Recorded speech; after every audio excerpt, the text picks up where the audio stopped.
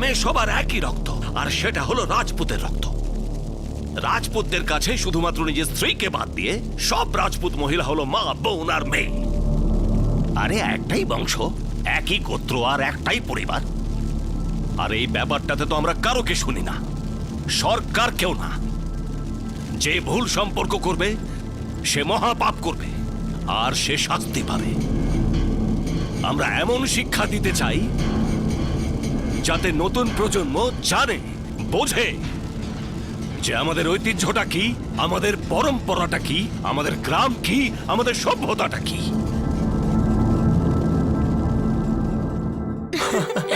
এবার বল বল তুই। আচ্ছা আচ্ছা, তোকে তোকে আরে এবার ছাড় তো। আরে বল বল না তুই, বল। আরে হাতটা তো ছাড়, হাতটা ভাঙবি নাকি? নে বীর, যাই হয়ে যাক না কেন হাত ছাড়তে দেব না আমি। রাজপুতানি আমি, বুঝলি? আমি তো বাস এইটুকু বুঝি যে পৃথিবী ছেড়ে দেব, কিন্তু তোর হাতটা নয়।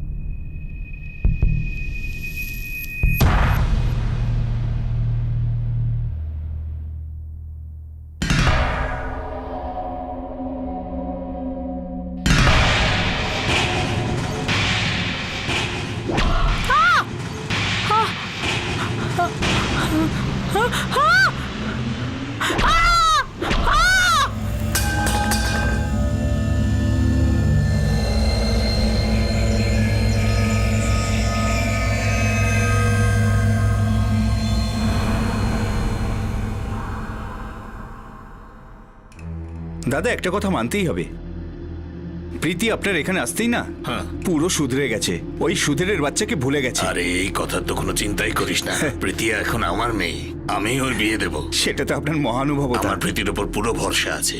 না ও নাক কাটাবে, না ও মাথা ঝুঁকিয়ে দেবে। এসো বসো, আমি আসছি। গায়ত্রী, গায়ত্রী একটু জল আনো। গায়ত্রী, প্রীতি, গায়ত্রী, প্রীতি। আরে কোথায় কি গেল হলো বলো দাদা? তো? প্রীতিকেও দেখতে পাচ্ছি না। উপরে নেই তো? হ্যাঁ, গায়ত্রী, ও গায়ত্রী, প্রীতি, প্রীতি, প্রীতি, গায়ত্রী। বৌদি। আরে নেই তো।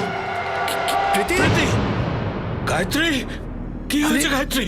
বৌদি। আরে গায়ত্রী, গায়ত্রী ওঠো, গায়ত্রী ওঠো, গায়ত্রী ওঠো। দাদা, দেওয়ালে দেখো কি লেখা রয়েছে।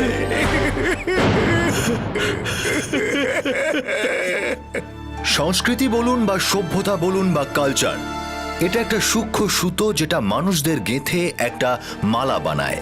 আর যখন এই বন্ধন অনেক বেশি কষে যায় তখন কিছু না কিছু ঠিক ভেঙে যায়। কখনো মানুষের সম্পর্ক ভেঙে যায়, কখনো বা মানুষের শরীর, আর বেরিয়ে আসে রক্তের ফোয়ারা। মধ্যবয়স্ক গায়ত্রী রাজপুতকে ভয়ঙ্করভাবে মেরে ফেলা হয়েছিল। তারই রক্তকে কালি বানিয়ে হত্যাকারী গায়ত্রীর স্বামী ভবনকে আহ্বান করেছিল, যে সম্ভব হলে নিজের ছেলে জিতকে বাঁচিয়ে নাও। এই আহ্বানটা আসলে একটা সংকেত ছিল যে সংস্কারের বাঁধন কারো অনুভূতিগুলোকে আটকে রেখেছে।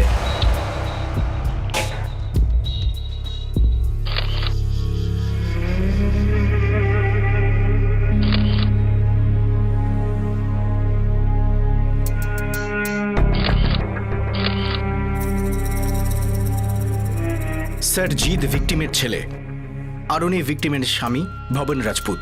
কাকড় মার্কেটে ওনাদের সিমেন্ট আর হার্ডওয়্যারের দোকান রয়েছে।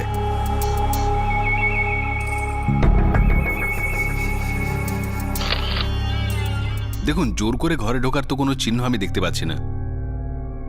একটা কথা বলুন, আপনারা যখন ভেতরে এসেছিলেন তখন ওই বাইরের দরজাটা খোলা ছিল?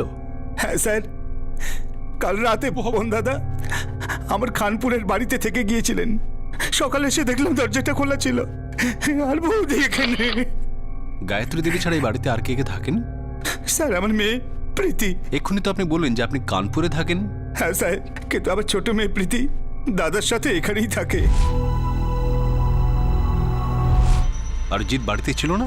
না স্যার, আমাদের একটা দোকান আলিপুরেও আছে। রাতে যখন কোনোদিন দেরি হয়ে যায় তখন ও সেখানেই থেকে যায়। কাল রাতেও সেখানেই এর ছিল। মানেটা হচ্ছে আপনার মেয়ে প্রীতি এখান থেকে গায়েব, আর জিৎকে ওরা ওই আলিপুর থেকে গায়েব করেছে। আমার তো এইরকমই মনে হচ্ছে।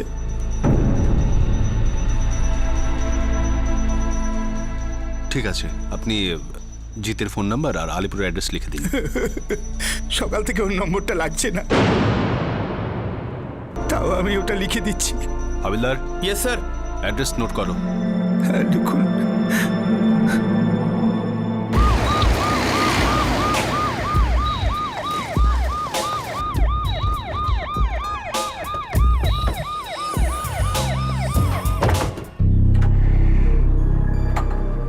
স্যার, জিতের নাম্বার তো এখনো নট রিচেবল। বর্মা, এই ঘটনাটা একটু বেশি গন্ডগোলে মনে হচ্ছে। প্রীতিকে বাড়ি থেকে তুলে নিয়েছে, ছেলেটাকে আলিপুর থেকে, আর ছেলেটার মার মাথায় মেরে তাকে মার্ডার করে ফেলা। আসলে ব্যাপারটা কি? স্যার, আপনি জিৎ রাজপুতকে চেনেন? এটাই তো ওর বাড়ি। জিতকে দেখেছেন আপনি আজ? আজ সকাল 7টা নাগাদ উনি কাঁকুড়ে যাওয়ার জন্য বেরিয়েছিলেন।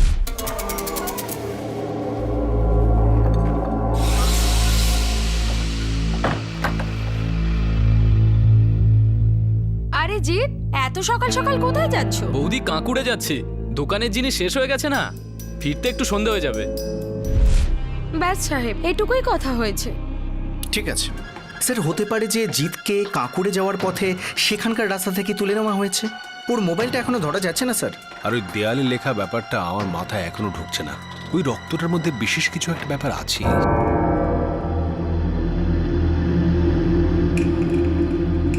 হ্যামারেজ, মাথায় একটা নয়, অনেকগুলো আঘাত করা হয়েছে। আই থিঙ্ক ডক্টর বোধহয় লোহার কোনো লাঠি ব্যবহার করা হয়েছিল। একটা আঘাত মাথার পেছন থেকে হয়েছে, আর সামনে থেকে আঘাত হয়েছে অন্তত 2 বার। প্রথম আঘাত বোধহয় মাথার পেছন দিক থেকে করা হয়েছে, তারপর বোধহয় মাথা ঘুরিয়েছে, তারপর খুনি সামনে থেকে মেরেছে বোধহয়। গায়ত্রী দেবী ছাড়া সেই সময় তার বাড়িতে শুধু ভাইজি প্রীতি ছিল। আর খুনি কিছু ভেঙে টেঙেও না, সোজা দরজা দিয়ে ভেতরে ঢুকেছিল।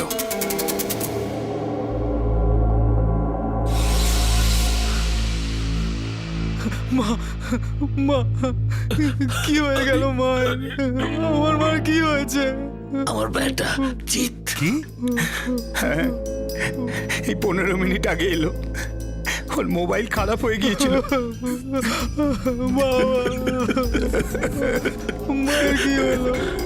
জিৎ সুস্থ সবল ছিল, তাকে অপহরণ করা হয়নি। তাহলে ভবন সিং এর বাড়ির দেওয়ালের উপর তার স্ত্রী গায়ত্রীর রক্ত দিয়ে লেখা বার্তাটির কি মানে ছিল? এটা কি ভুল পথে চালনা করার চেষ্টা ছিল, নাকি যেই খুনি এটা লিখেছিল তার কোনো ভুল হয়েছিল? অনেক কনফিউজিং প্রশ্ন উঠে আসছিল, কিন্তু সবচেয়ে গুরুত্বপূর্ণ প্রশ্ন ছিল প্রীতি। কোথায় ছিল প্রীতি?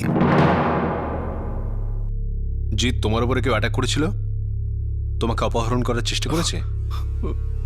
না স্যার, আমি তো সারাদিন কাজেই ছিলাম। তাহলে ওই দেয়ালের গায়ে লেখাটা কি ছিল? কি বা হতে পারে রহস্য? সেটা তো আমরা জানি না সাহেব, কিন্তু ও যেই হোক না কেন আমরা তাকে ছাড়বো না। তাহলে আমরা কি করব ভবন বাবু? আপনাদের রক্তের হোলি খেলা দেখব? পুলিশের কাজ হচ্ছে অপরাধীকে ধরা, আদালতের কাজ হচ্ছে তাকে শাস্তি দেওয়া। আপনি ক্ষতিগ্রস্ত, আপনার কাজ হচ্ছে আমাদের সব কথা সত্যি বলা, আর আপনি সে কাজ করছেন না, কিছু লুকোচ্ছেন। জগনবাবু, আপনার পুরো পরিবার খানপুরে থাকে, আপনার বড় ছেলে, বড় মেয়ে, স্ত্রী সবাই। তাহলে আপনার ছোট মেয়ে প্রীতি তার জ্যাঠা জেঠির সাথে কাঁকুড়ে থাকতো কেন? আগে ও কেন থাকতে পারে না? ও যতটাই জগনের মেয়ে ততটাই আমার। একই পরিবারের আমরা সবাই। ভবন বাবু, আরেকবার চেষ্টা করুন। দেখুন, এখনো পর্যন্ত সত্যি কথা মনে হচ্ছে না আপনার কথা। একটা কথা বলুন, পুলিশকে যদি আপনি সত্যি কথা না বলেন তাহলে আপনাদের প্রীতিকে আমরা কি করে পাবো বলুন? সাব, একটা ছেলে আছে, কানপুরে থাকে। ওর নাম বীর, 1 নম্বরের বদমাস ছেলে। ওই আমাদের প্রীতিকে ভুলিয়ে ভালিয়ে বোকা বানাচ্ছিল।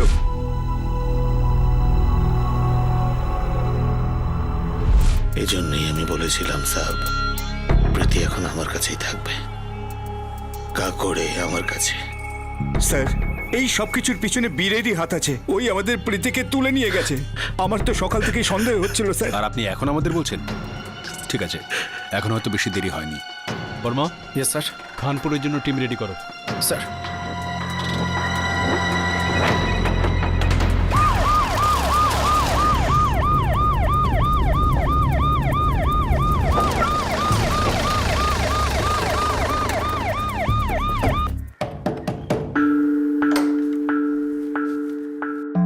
হ্যাঁ বলুন। বীর এখানে থাকে? হ্যাঁ, আমার ছেলে। কি হয়েছে স্যার? ওর সঙ্গে কিছু কথা ছিল। আমাদের ছেলে কাজে বেরিয়েছে। পল বলে বাঞ্জারা ধাবাতে ক্যাশিয়ারের কাজ করে ও। ওর নাম্বারটা দিন। আমাদের কাছে তোর নম্বর নেই। দেখুন, একজন মহিলাকে হত্যা করা হয়েছে কাঁকড়ে, আর এই গ্রামের মেয়ে ওই গ্রামে থাকতো, প্রীতি, যাকে অপহরণ করা হয়েছে। আর আমাদের পুরো সন্দেহ এই সমস্ত কাণ্ডের পেছনে বীরের হাত আছে। শুধু আপনারই নয় স্যার, পুরো গ্রামের বীরের উপর সন্দেহ আছে। সকাল সকাল গ্রামের সবাই এসেছিল স্যার। এই দেখুন, দরজায় পাথর ছুঁড়ে মেরেছে স্যার, দেখুন। সেই সঙ্গে গালাগালিও করেছে। আমার ছেলে কাউকে মারতে পারে না স্যার। উপরন্তু ওই মেয়েটাই আমার ছেলের পিছনে পড়েছিল। মানে? গ্রামের লোকজন সব মিথ্যে কথা বলছে স্যার। ওই জগন আছে না, জগন 1 নম্বরের মিথ্যেবাদী। আমার ছেলের ওপর মিথ্যে দোষারোপ করছে স্যার। আমার ছেলে নির্দোষ, খুব ভালো ছেলে ঠিক স্যার। আছে, আপনার ছেলে যে কত ভালো মানুষ সেটা আমরা নিজেরা গিয়ে দেখে আসছি।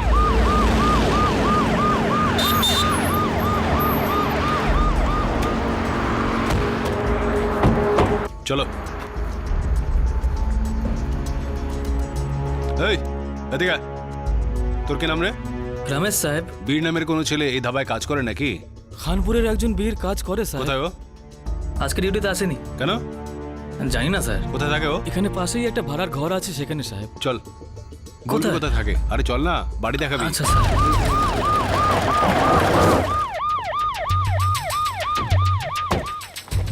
চল সামনে। কোনটা? এইটাই বীরের ঘর স্যার।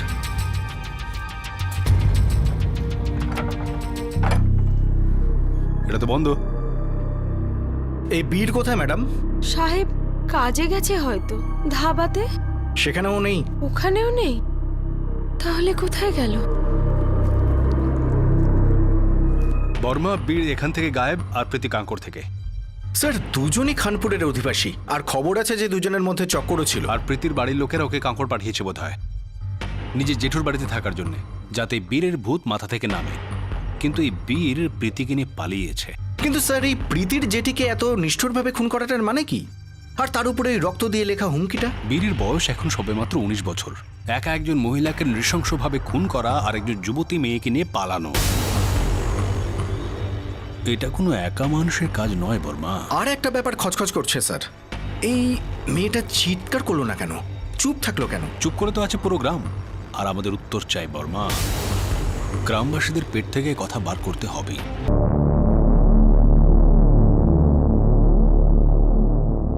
এই গ্রামে সবার একই রক্ত, আর সেটা হলো রাজপুতের রক্ত। রাজপুতদের কাছে শুধুমাত্র নিজের স্ত্রীকে বাদ দিয়ে সব রাজপুত মহিলা হলো মা, বোন আর মেয়ে। আরে একটাই বংশ, একই গোত্র, আর একটাই পরিবার। আর এই ব্যাপারটাতে তো আমরা কারোকে শুনি না, সরকার কেউ না। যে ভুল সম্পর্ক করবে সে মহাপাপ করবে, আর সে শাস্তি পাবে। সাহেব, ওই বীরটা হিরোদের মতো, আর প্রীতি ফুলঝুরি।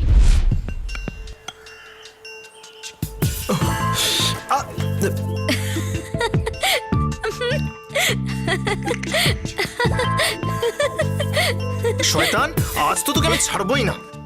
আগে আমায় ধরতে পারছিস কিনা দেখ। আয় আয় আয় আয়, ধর আমায়। শয়তান, ওখানে দাঁড়া, ওখানেই দাঁড়া। আরে আগে ধর তো।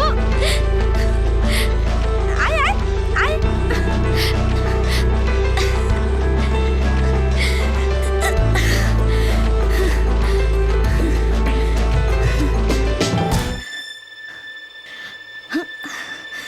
এবার বল, আগে কি ভাঙি? দাঁত নাকি নাক? ভেবে দেখ, তোরও কিছু না কিছু ভেঙে দেবো আমি। আচ্ছা, ভাবিস কি নিজেকে তুই? একবার হাত ছেড়ে তো দেখ, সমস্তটাই বুঝিয়ে দেবো তোকে।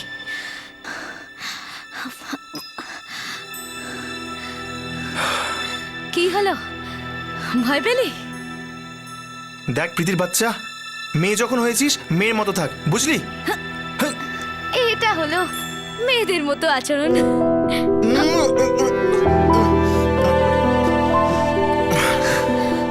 আর এটা ছিল ছেলেদের মতো কাজ।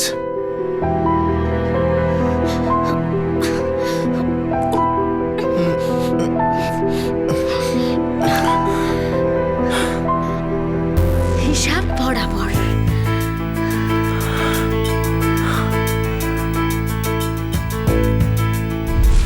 সাহেব, প্রথমে না এদের দুজনের মধ্যে প্রচন্ড লড়াই হতো, আর যখন প্রেম হলো সেটাও প্রচন্ড।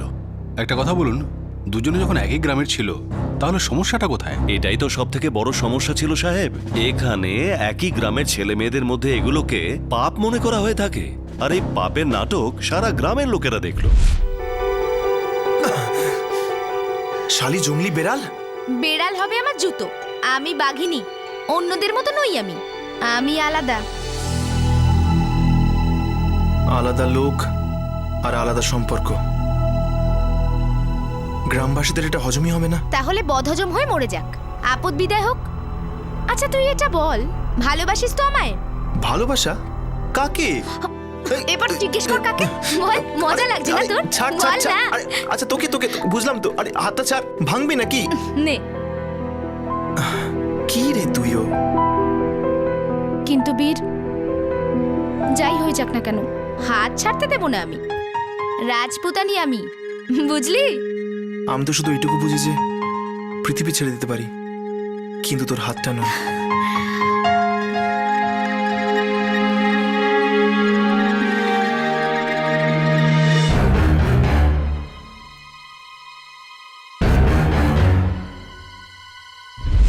ব্যাস, আর তারপর পুরো গ্রামে ঝামেলা শুরু হয়ে গেল। কেন? কোন জগতে থাকেন সাহেব? এখন একই গ্রামের ছেলে আর একই গ্রামের মেয়ে একে অপরের কি হলো, ভাই আর বোন। ও তোর বোন হয়? বন্ধু, আমার বন্ধু, ছোটবেলা থেকে একসাথে খেলে বড় হয়েছি। শোন, তোরা দুজন পুকুর পাড়ে দেখা করিস। আমার দিব্যি বল, তোদের দুজনের মধ্যে কোনো সম্পর্ক নেই তো? মা, তোমার দিব্যি, আমাদের মধ্যে কোনো ভুল কিছু হয়নি। তাহলে আমার মাথায় হাত রেখে বল, আজ থেকে ওই মেয়ে তোর বোন। মা, ওই মেয়েটা আমার বন্ধু। এখানে কেটে মুতে ফেলবো তোকে। একটাতে হলো না বাবা, আরো একটা চাই। একটু লজ্জা নেই তোর? না, শুধুমাত্র বীরের জন্য ভালোবাসা আছে। সব ভালোবাসা এক ঝটকাতে বার করে দেবো। আরে ও আমাদের গ্রামের ছেলে, ভাই হয় তোর। পাগলামো মা, সারা গ্রাম কি করে ভাই বোন হতে পারে? ওকে কি জিজ্ঞাসা করছিস? প্রাণে মেরে ফেলবো, এখনই তোর গলা টিপে দেবো। ঠিক আছে, যদি আমি শেষ হয়ে গেলে এই সব হারামোগুলো শেষ হয়ে যায়, তাহলে আমার গলা টিপে দাও। কিন্তু বাবা, জোরে, রাজপুতানি আমি, এত তাড়াতাড়ি নিঃশ্বাস বন্ধ করব না। ব্যাস, অনেক হয়েছে। আর তোমার এইসব কথা শুনবো না আমি।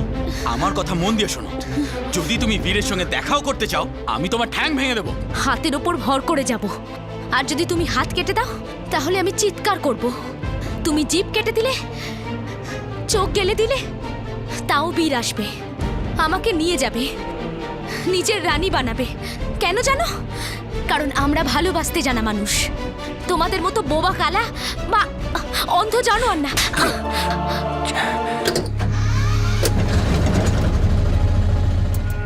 চল বাবা, চল চল, বস। আমি ভাবতেও পারিনি যে তোমরা এতটা বোকা হবে। দাদা, দাদা, আমি তো যে কোনো জায়গা থেকে পালাতে পারি, ব্যাপারটা চল, বোঝো না। বুঝে নিয়েছি। ভেতরে বস, ভেতরে বস। চল ভিতরে বস। তুই বাড়ির খেয়াল রাখবি, আমি ওকে ছেড়ে আসছি। তুই চিন্তা করো না চুপ করে বাবা। বস। ব্যাস দাদা, এখানেই থামাও। নেমে আয়, চল। এই নাও। দেখ মা, সবার আগে তোকে বড়দের সাথে ঠিক করে কথা বলতে হবে। যখন বড়রাই ছোট কথা বলে, তখন আমি চুপ থাকতে পারি না। দেখলে দাদা কিরকম লম্বা লম্বা কথা বলছে? এক মিনিট। প্রীতি, মারে তুই এই জ্যাঠার প্রাণ রে। বল কি ইচ্ছা তোর, বল বল মা। বীর, বীর, শুধু বীর। দাদা, এই মেয়েটা একদিন আমাদের নাক কাটবে, একে তো এখনই। শান্ত যা, বসে পড়, বস। প্রীতি, এখন তুই এখানে এসেছিস না আমাদের বাড়িতে, তোর দায়িত্ব এখন আমার। না তোকে এখানে কেউ মারবে না কেউ বকবে। আরে খুব মজা করবো আমরা, কিন্তু সবার আগে নিজের হাই স্কুলের পড়া শেষ করবি তুই, তারপরেই না হয় বিয়ে দেবো তোর। তোর ইচ্ছেতে, ঠিক আছে না?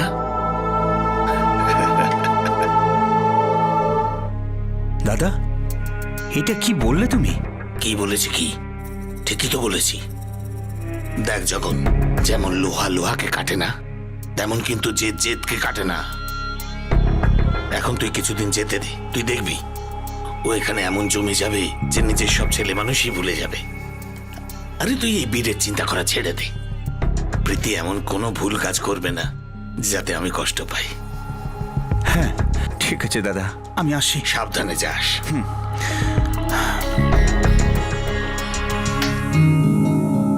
মা, তুমি এসে গেছো তো ঘর ঘর মনে হচ্ছে। তোমার কোনো জিনিসের প্রয়োজন হলে চাইতে হবে না, নিজেই নিয়ে নেবে। হুম? জেঠিমা, আমার এখানে থাকতে খুব ভালো লাগে। ওখানে খানপুরে তো বাড়িটাকে বাড়ি না, জেলখানা মনে হতো। যখন তখন বাবার ব্যঙ্গ, গালাগালি, মারামারি। আরে সোনা, উনি তো তোমাকে ভালোবাসে আর দিনরাত তোমার ভালোর জন্যই ভাবে। পুরো গ্রামকে ভাই বোন বানাতে চলেছে, তাহলেই হয়েছে আমার ভালো।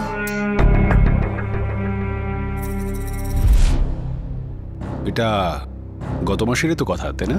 হ্যাঁ সাহেব, আমাদের সবার মনে হলো যে প্রীতির মগজটা ঠিক হয়ে গেছে, ওর নিজের ভুলটা বুঝতে পেরে গেছে। কিন্তু হঠাৎ করে এই ঘটনাটা।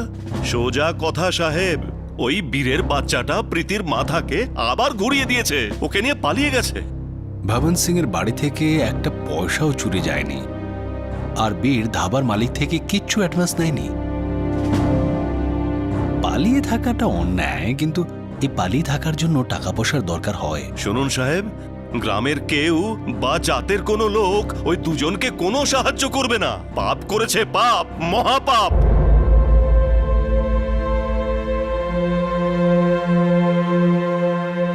দাদা, আমার অনেক বড় ভুল হয়ে গেছে। আমার প্রীতিকে এখানে আনা উচিত হয়নি। না রে জগন, ভুল তো আমাদের সবারই হয়েছে, যে আমরা আমাদেরই জাতের মধ্যে থাকা সাপকে চিনতে পারিনি। একবার হাতে তো আসতে দাও বাবা, আমরা ওই কুত্তা বীরকে টুকরো টুকরো করে দেবো। আরে ওকে অনেক আগে শেষ করে মাটি চাপা দিয়ে দেওয়া দরকার ছিল। আমি তো ভুল করে ফেলেছি। বীরের বাড়ির লোকজনের থাকা খাওয়া বন্ধ করে দেব। না, একটা কথা মনে রাখবে, যা কিছু করার প্রীতিমা বাড়ি আসার পরই হবে। ওর যেন কোনো ক্ষতি না হয়। বীর আর প্রীতি এমন একটি জুড়ি ছিল যাদের পুরো গ্রাম আর বহু বছরে চলে আসা প্রথা এক হতে দিচ্ছিল না। পুলিশ মনে করছিল যে নিজেদের মিলনকে পরিণতি দেওয়ার জন্য এই জুড়িটা হয়তো অপরাধের সাহায্য নিয়ে থাকবে, কিন্তু এত ভয়ঙ্কর হত্যাকাণ্ড করার পরও এই জুড়ি পালিয়ে পালিয়ে শেষ পর্যন্ত কতদূর যেতে পারত আর কতদিন।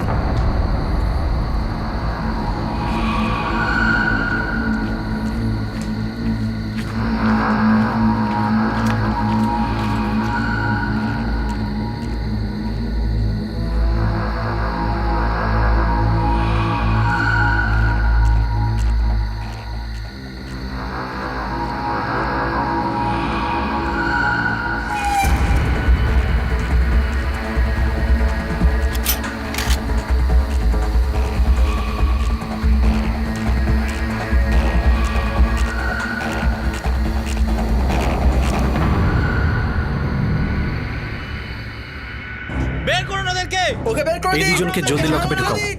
একদম চালিয়ে দেবো ওদেরকে। ছাড়ো না। বীরকে বের করে দিন, বীরকে বের করে দিন।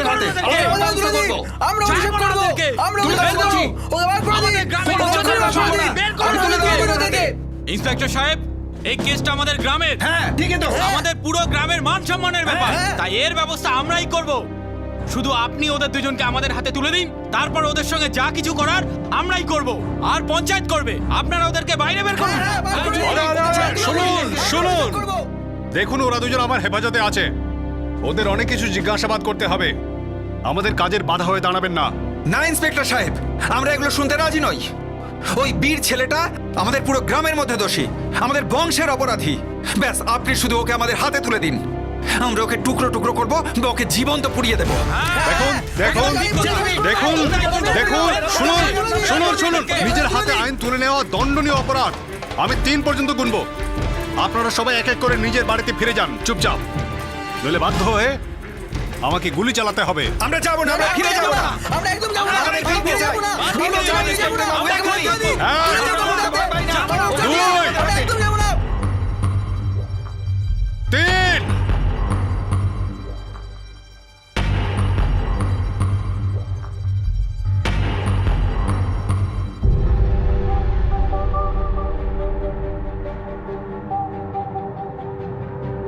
চলো চলো, আমাকেও সাথে নিয়ে চলো। চুপচাপ না, বসে থাকো। ওরা বীরকে মারতে চায়, আগে আমাকে মারতে হবে। আমি বললাম না চুপচাপ বসে থাকো এখানে। না, চলো বীর, চলো। বীর, ছাড়ো, বসো এখানে। ওই লোকগুলো কিন্তু আবার ফিরতে পারে, ঠিক আছে? Okay sir. দেখ বীর, আমাদের কাছে সময় শুধু কমই নেই, আসলে আমাদের কাছে কোনো টাইমই নেই। যে কোনো মুহূর্তে গ্রামবাসীরা ভিতরে ঢুকে তোর হাড়গুলো গুঁড়ো গুঁড়ো করে দেবে। মায়ের দিব্যি স্যার, আমি সত্যি বলছি, আমি কাউকে মারিনি, আমাকে ফাঁসানো হচ্ছে। আরে স্যার, আমি তো এটুকু জানি না যে কে মরেছে। তুই যদি গায়ত্রী দেবীকে না মারিস তাহলে প্রীতি তোর সঙ্গে এলো কি করে রে? প্রথমে তুই গায়ত্রী দেবীর মাথা ফাটিয়ে দিয়েছিস, তারপর তোরা দুজনে মিলে কাকুর থেকে পালিয়েছিস। আমি কাকুর যাইনি, আসলে প্রীতি কাল সকালে আমার ধাবায় এসেছিল।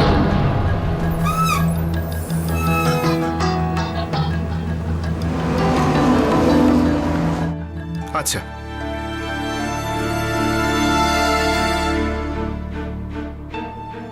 প্রীতি তুই এখানে কি করে এলি? তুই তো এলি না তোর বাঘিনীকে নিতে, তাই আমি নিজেই চলে এলাম। তার মানে তুই বলতে চাইছিস যে প্রীতি নিজে তার জেঠিমার বাড়ি থেকে পালিয়ে তোর সঙ্গে দেখা করতে ধাবাতে এসেছিল? হ্যাঁ স্যার। আর ও তোকে কিচ্ছু বলেনি এই ব্যাপারে যে ওর জেঠিমা মারা গেছে? না স্যার, এর ব্যাপারে আমি কিছুই জানতাম না। বর্মা, ছেলেটা বেশি বেশি চালাকি করার চেষ্টা করছে, আর ও ভাবছে যে আমরা ওকে গ্রামবাসীদের হাতে তুলে দেব না। আমাদের বোকা বানাবার চেষ্টা করছিস? না স্যার, না, আমি একদম মিথ্যে বলছি না। বলবিও না একদম। এবার ওই মেয়েটা বলবে আর আমরা বলবো। Verma, yes sir. ওই মেয়েটাকে নিয়ে এসো।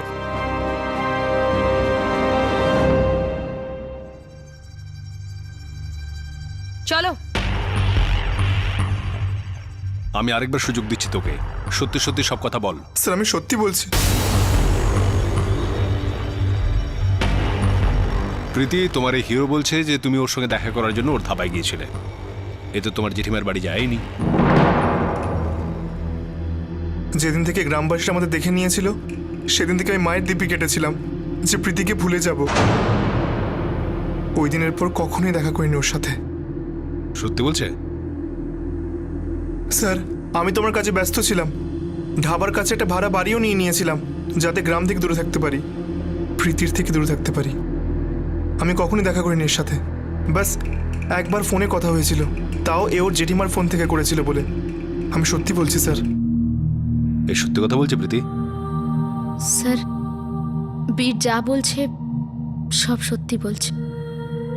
আমি কাল সকালে গেছিলাম ধাবাতে নিজের ইচ্ছায়। তাহলে কে মেরেছে তোমার জেঠিমাকে? আমি মেরেছি নিজের ইচ্ছে। প্রীতি, প্রীতি দাঁড়াও,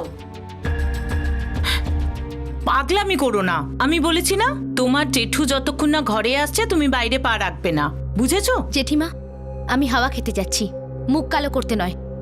দম বন্ধ হয়ে আসে আমার সারাদিন ঘরে থেকে। আমাকে বোকা বানাবার চেষ্টা করো না। ওই বীরের সাথে দেখা করতে যাচ্ছ তো? বলো। দেখো সোনা, তোমার জীবন শুধু তোমার নয়, আমরা সবাই এতে জড়িয়ে আছি। তুমি যদি তোমার নিজের জীবন নষ্ট করো তাহলে আমরা সবাই বরবাদ হয়ে যাব। আমায় যেতে হবে। পাগলামি করো না, ছাড়ো, আমাকে যেতে হবে। ভিতরে চলো। পাগলামি ছাড়ো, করো না, আমাকে যেতে আমি হবে। বলছি ভিতরে চলো। ছাড়ো। জিৎ, ভিতরে আমাকে চলো। যেতে হবে। জিৎ, তোমার বোনকে ভেতরে নিয়ে ছাড়ো যাও। আমাকে। চল ভেতরে। আর একে বাইরে একদম বেরোতে দেবে না। আমাকে ঠকিয়েছে আমার জ্যাঠা জেঠি। আমি ভেবেছিলাম যে ওরা আমার ভালোবাসা বুঝবে, একদিন না একদিন আমার সাথে বীরের বিয়ে দেবে। কিন্তু আমার ওকে ছাড়া মন বসছিল না, শুধু একবার দেখা করতে চাইছিলাম। কিন্তু ওরা আমায় বাড়ির বাইরে পা রাখতে দিত না। জিৎ সারা দিন গোয়েন্দাগিরি করত, আর জেঠিমা পিছু ছাড়তো না। খুব কষ্ট করে একবার কথা হয়েছিল বীরের সাথে, যখন জেঠিমার ফোনটা পেয়েছিলাম।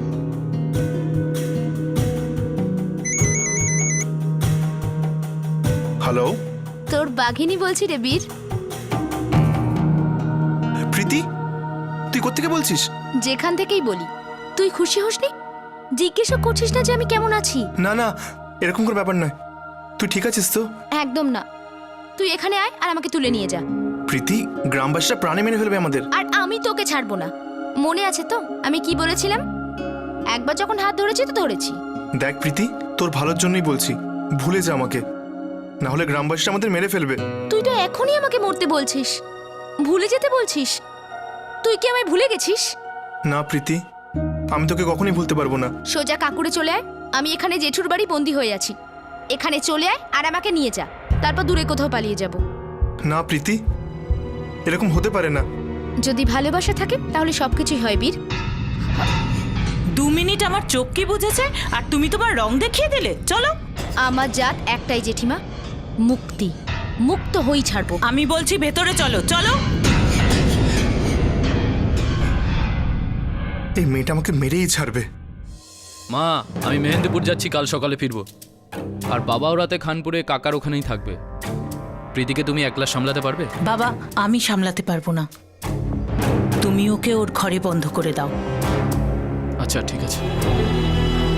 দাদা কি করছো? দাদা, জেঠিমা, দাদা, দাদা কি করছো? জেঠিমা, দাদা দরজা খোলো। জেঠিমা, দরজা খোলো, দরজা খোলো। দাদা,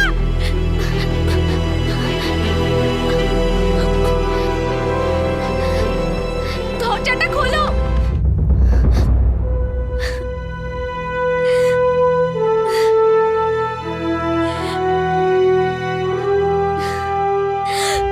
দরজাটা খোলো না, খোলো না দরজাটা।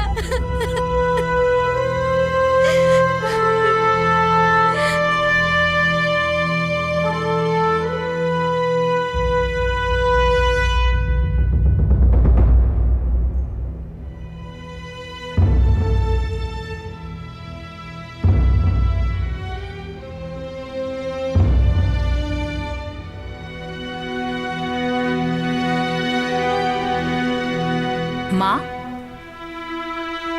নাও মা, খাবার খেয়ে নাও।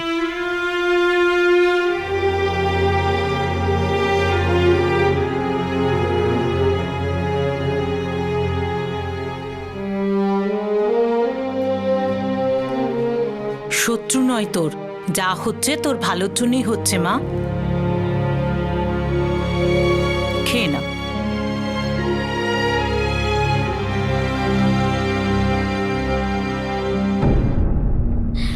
আমি ওকে খুব ভালোবাসি স্যার, ওর জন্য আমি সবকিছু করতে পারি, সবকিছু।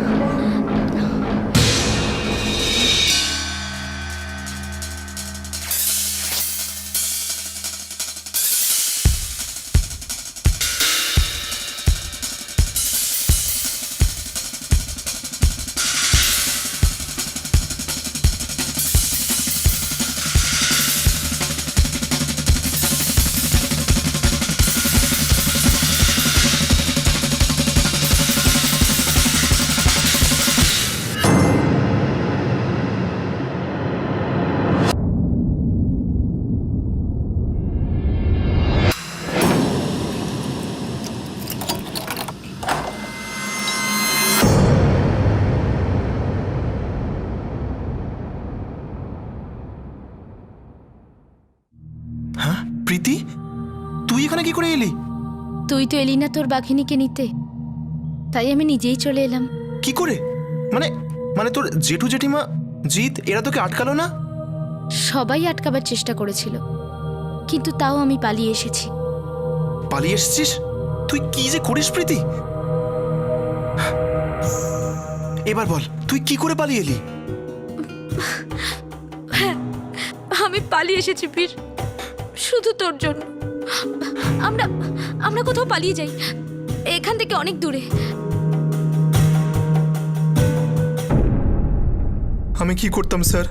আমি জানতাম না যে ওর জেঠিমাকে মেরে এসেছে, আর আমার কাছে কোনো রাস্তাও ছিল না একে লুকিয়ে রাখা ছাড়া। তুমি কি সত্যি সত্যি জানতে না যে ওর জেঠিমাকে মেরে ফেলে এসেছে? একদমই না স্যার, আমি এর ব্যাপারে কিছুই জানতাম না। হ্যাঁ মানছি আমার মন পাল্টে গেছিল, আমি এর হাত ধরলাম, কিছু সময় এর সঙ্গে কাটিয়েও ছিলাম, কিন্তু আমি একে সবসময় বলতাম আমাদের কিচ্ছু হতে পারে না, জাত এক, গ্রাম এক, গোত্রও এক। তবুও স্বপ্ন দেখতো স্যার, আর এখন দেখুন না কোথায় এনে দাঁড় করালো। নিজে তো ফেসেই গেছে, আর আমিও ফেসে গেছি স্যার।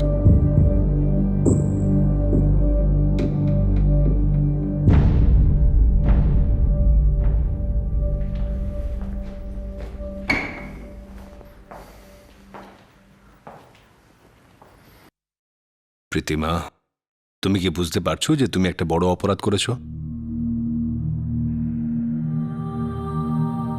কেউ আমার আবেগটাই আন্দাজ করলো না কেন স্যার? আমার মা, বাবা, জ্যাঠা জেঠিমা, দাদারা সবাই আমাকে দোষী ভাবছে। আমি কি করেছিলাম স্যার? শুধু বীরকে ভালোবাসতাম, ব্যাস। দেখো মা, তুমি এখন সবেমাত্র 16 বছরের। 1 মিনিটের জন্য আমরা এই জাতপাতের ব্যাপারটা যদি দূরেও সরাই, এখন ব্যাপারটা হচ্ছে যেটাকে তুমি ভালোবাসা বলছো, ওটা ভালোবাসা নয়, শরীরের আকর্ষণ, সামান্য কয়েকদিনের অনুভূতি, ব্যাস। না, ভালোবাসা ছিল, ভালোবাসা আছে। না রে মা, না, ছিল না। এ কেমন ভালোবাসা যেটা পাওয়ার জন্য মানুষ খুন করে ফেলে? যদি তোমার জায়গাটায় বীর থাকতো না, তাহলে ও কখনো করতো না, কেননা ও তোমাকে ভুলে গেছে। ও এখনো আমায় ভালোবাসে, কিন্তু বলি না কেন? তোমার বাড়ির লোকেদের চিন্তা ভাবনা ভুল ছিল, কিন্তু তাদের ভালোবাসায় কোনো খাদ ছিল না। আর তোমার জেঠিমা, সেও তোমাকে প্রচন্ড ভালোবাসতো, ব্যাস। বীরের জন্য পাগলামতে তুমি ওদের ভালোবাসা বুঝতে পারলে না।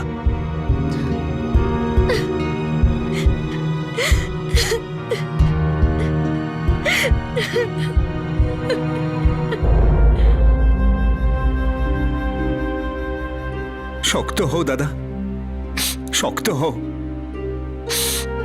ওই বীর আমাদের প্রীতিকে কিছু খাইয়ে টাইয়ে দিয়েছিল, তাই তো মিথ্যের পর মিথ্যে বলে যাচ্ছে। আর আমাদের বৌদিকে ওই বীরই মেরেছে, আর এখন সবকিছু এই পাগলির ওপর চাপিয়ে দিল। এটা আমাদেরই ভুল রে জগন, যে আমরা আমাদের মেয়েকে ঠিক করে বুঝতে পারিনি। ওকে যদি আরেকটু স্বাধীনতা দিতে পারতাম, একটু সময় দিতাম, তো আগে গিয়ে নিজেরাই জানতে পারতাম যে ওই ছেলেটার সাথে ওর কিছু হবে না। কিন্তু কি করব,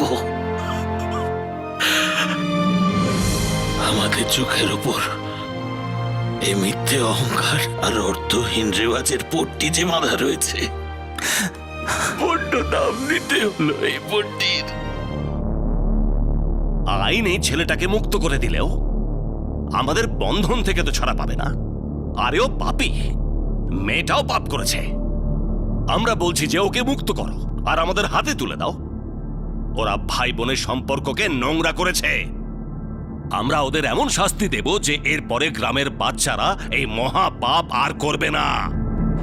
আপাতত আদালত বীরকে মুক্ত করে দিলেও পুলিশ ওকে কিন্তু ক্লিন চিট দেয়নি। ইনভেস্টিগেশন চালু রয়েছে। হতে পারে যে ওর এই হত্যাকাণ্ডটার পিছনে হাত আছে, কিন্তু প্রীতি ওর স্বীকারোক্তির একটা অংশও পাল্টাচ্ছে না। ওকে জুভেনাইল কোর্টে হাজির করা হয়। আপাতত সে নয়ডার মহিলা সংশোধনাগারে রিহ্যাবিলিটেড হচ্ছে। 16 বছরের হৃদয় খুব জোরে চলে। হয়তো সেই আওয়াজেই প্রীতি ঐতিহ্যের আওয়াজকে শুনতে পায়নি। হয়তো গ্রামবাসীরাও একটা ফালতু প্রথাকে ভাঙার জন্য এত ভয় পাচ্ছিল যে তারা যুব সম্প্রদায়ের আবেগের আওয়াজকে শুনতে অস্বীকার করে। এই কেসটা যতটা জাতপাতের ততটাই সন্তানের শিক্ষা দীক্ষারও। সংস্কৃতি বলুন বা ভদ্রতা বলুন বা কালচার, আসলে এটা একটা সুতো যেটা মানুষকে পরস্পরের সঙ্গে বেঁধে একটা মালা বানায়। আর যখনই এই সুতো প্রয়োজনের থেকে বেশি চেপে বসে তখন কিছু না কিছু একটা ভেঙেই যায়। আর আমাদের এই কথাটারই খেয়াল রাখতে হবে। পরের এপিসোডে আপনাদের সাথে আবার দেখা হবে। ততক্ষণ নিজের খেয়াল রাখবেন। জয় Hind. For more updates, subscribe to our channel, click the show links and enjoy watching the videos.